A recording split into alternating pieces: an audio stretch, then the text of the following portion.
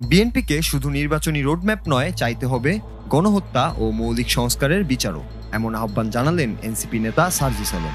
শুক্রবার বিকেলে নিজের ভেরিফাইড ফেসবুক আইডিতে দেওয়া এক পোস্টে বিএনপি স্থায়ী কমিটির সদস্য সালাউদ্দিন আহমেদের বক্তব্যের প্রতিক্রিয়ায় এমন মন্তব্য করেন সার্জিস।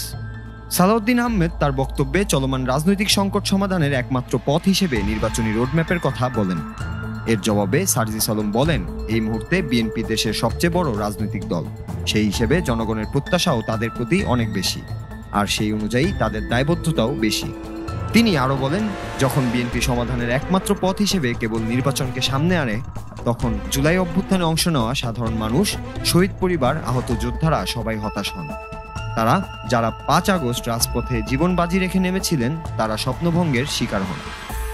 এনসিপি নেতা সার্জিস আলমের মতে নির্বাচন অবশ্যই গুরুত্বপূর্ণ, তবে গণতন্ত্র ও ন্যায়ের ভিত্তি মজবুত করতে হলে চাই গণহত্যার বিচার, মৌলিক সংস্কার এবং যাদের বিরুদ্ধে হত্যার অভিযোগ রয়েছে তাদের বিচারের রোডম্যাপ।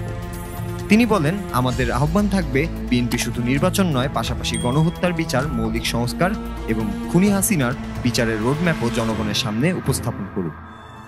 তিনি আরও যোগ করেন, এত বড় একটি গণঅভ্যুত্থানের পর যদি একটি বড় রাজনৈতিক দল শুধু নির্বাচনের কথা বলে, তাহলে দেশের মানুষ আশাহত হয়, আমরাও আশাহত হই। Noor Raju, Bangla TV, news desk.